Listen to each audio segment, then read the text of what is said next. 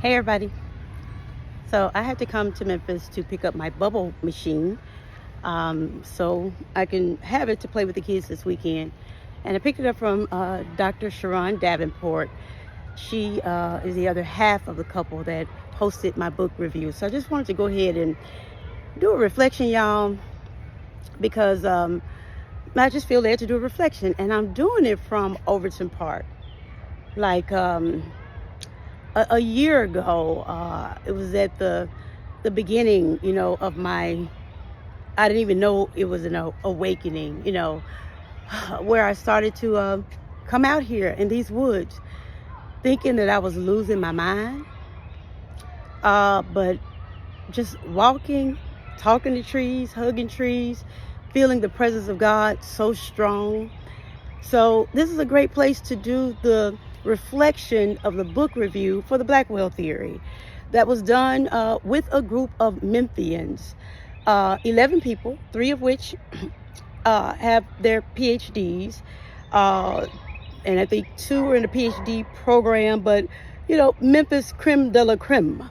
So with them reading my work, and y'all, here's the thing, I'm gonna slow down because I want to tell this and give it justice. Because I'm so proud of Kelly, so proud of Kelly.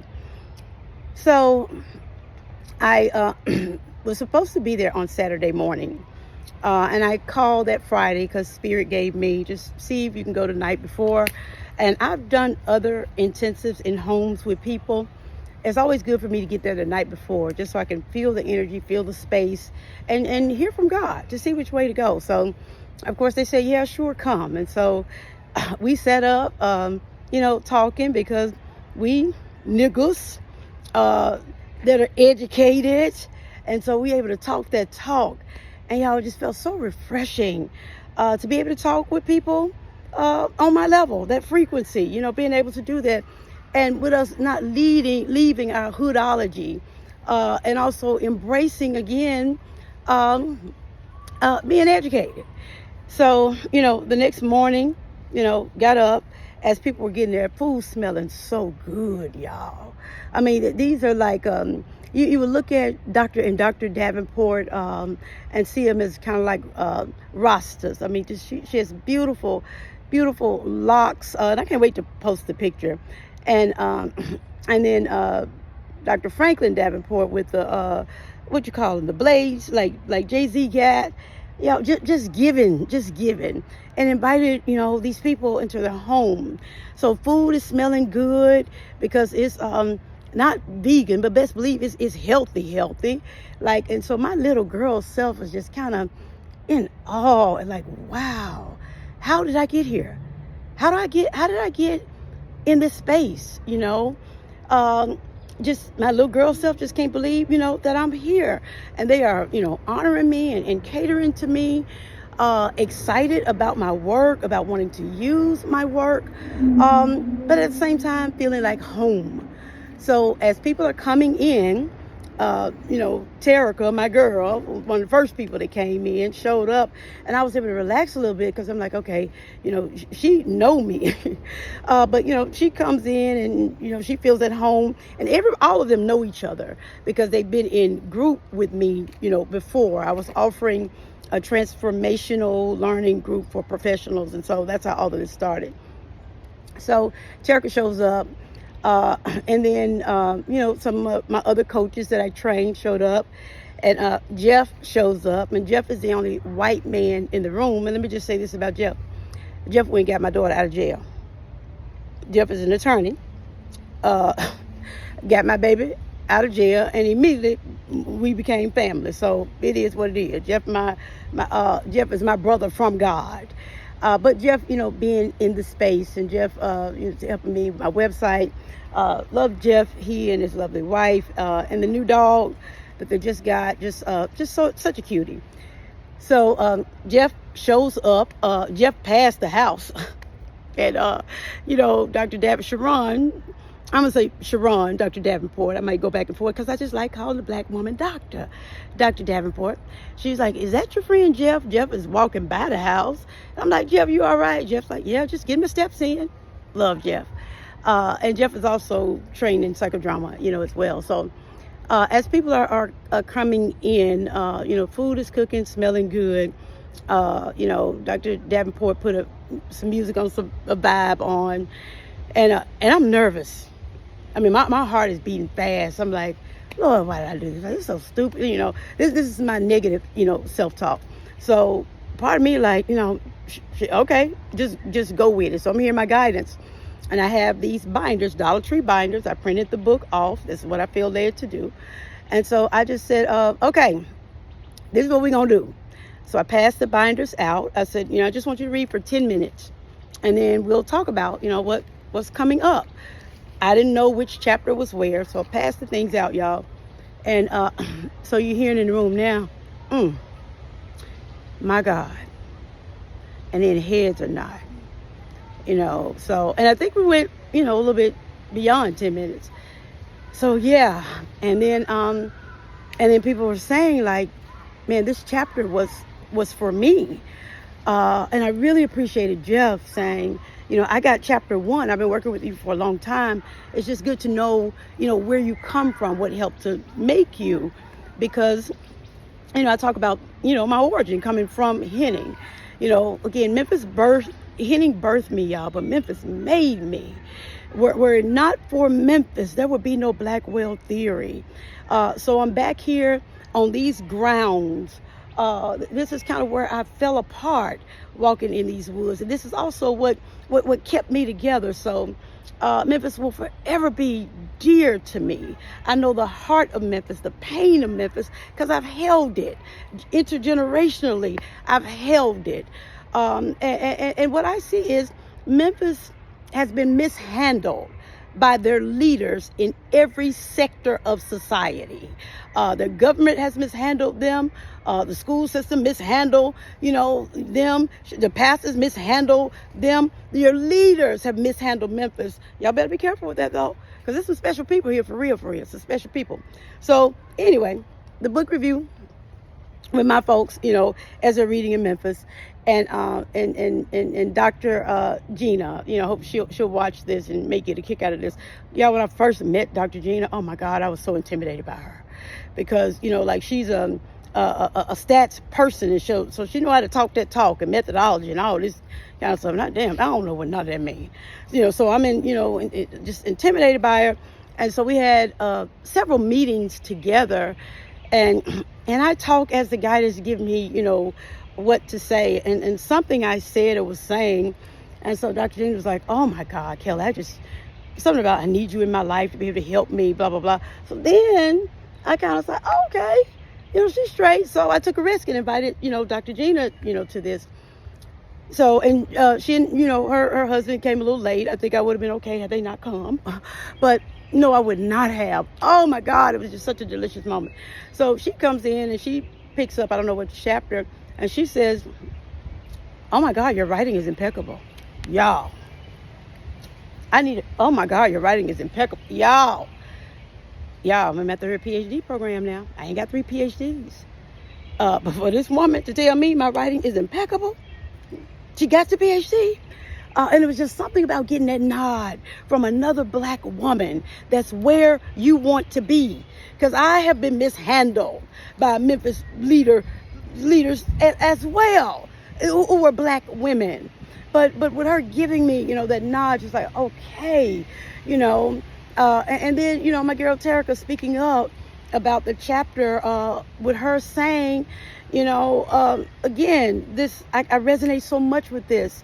And Terica was a former client, now colleague, just a beast, a boss, all of that. I can't wait for y'all to hear her story. But Terica need to take her ass to law school. I told her that. And I'm going to keep on saying that. Just her story. I mean, we've been locked in for about 10 years. I've been to the birth of the babies and all this kind of stuff. She's the truth about, I've never seen anybody that's wanted it more than she's wanted it. But she read the chapter on wellness versus healing. And that chapter talks about how you've done everything you know to do. Taken medication, kept your appointments, and still fucked up in your head, And so when she read it at the book review, she said, oh my God, this chapter's for me. And that's what she talks about.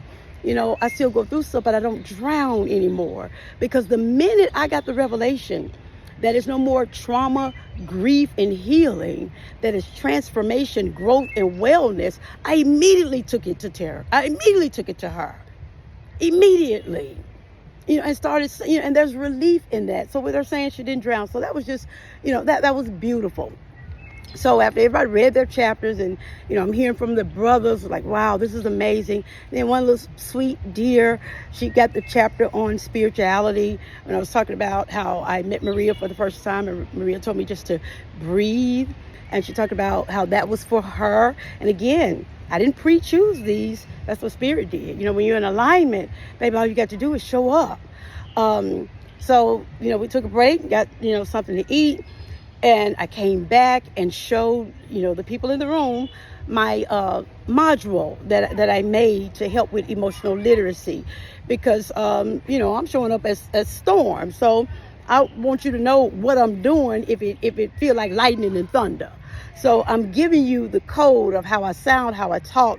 So, laying all the cards out on the floor, making sure that everybody in the room, making sure that I feel understood. Let me say this, not that they don't understand. I'm trying to ensure that my security in being understood.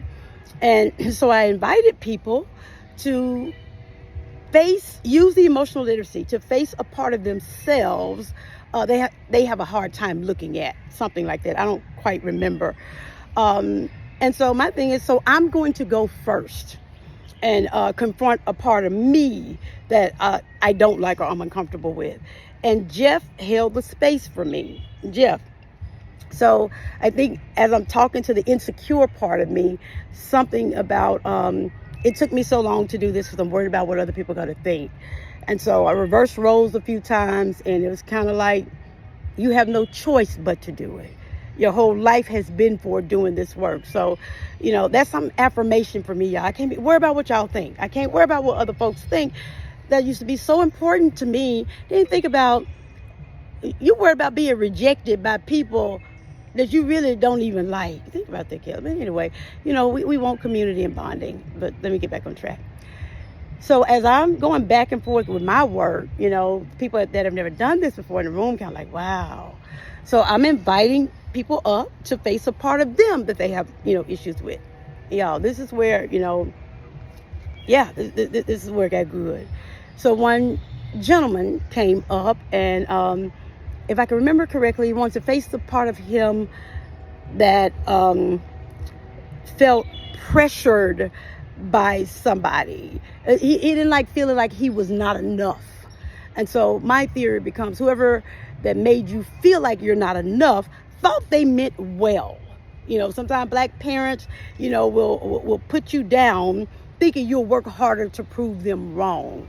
And so I think I asked that gentleman, who was that in your life? And he said it was my father. So again, I'm establishing your father meant well, even though that was it didn't land well, and sometimes y'all hear me say this a lot. Black parents will be like, well, I didn't intend to hurt him. But y'all, your intent does not absolve you of impact. You were still responsible for the impact. So I set it up. He wanted to face that part of himself that had an issue with his father. But the brother got emotional and he couldn't finish it. And I said, okay. One thing about me doing trauma work, any kind of work with me, I'm never going to push.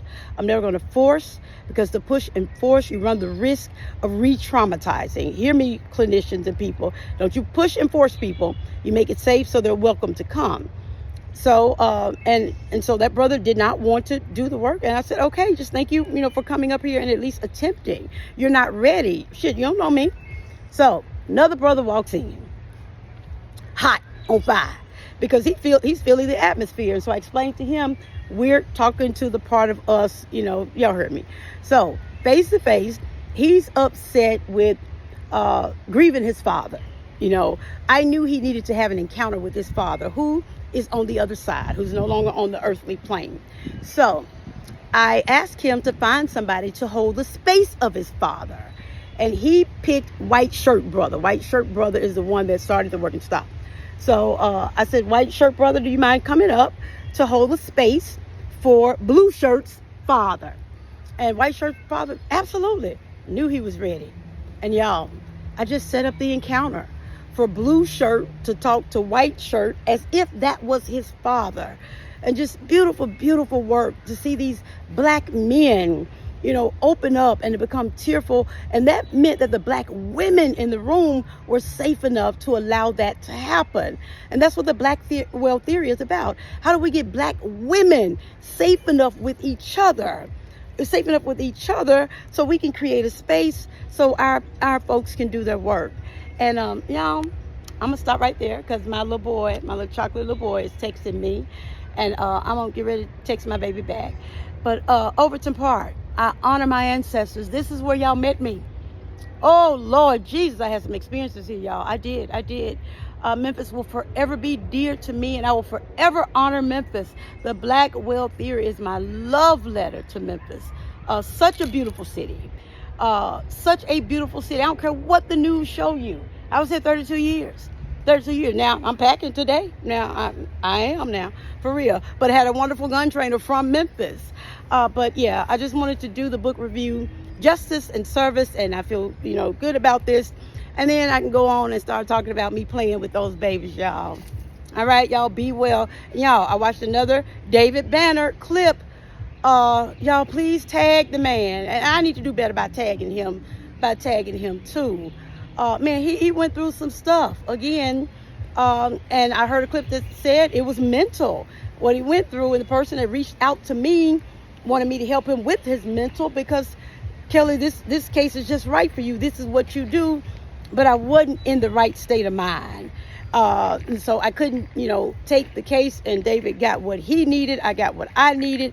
We're on the same wavelength with theorizing black mental wellness. So yeah, and I think I'm gonna email him. I'm gonna get serious about it. Just email. Y'all be well. I love y'all with the love of the Lord. I do. I love you.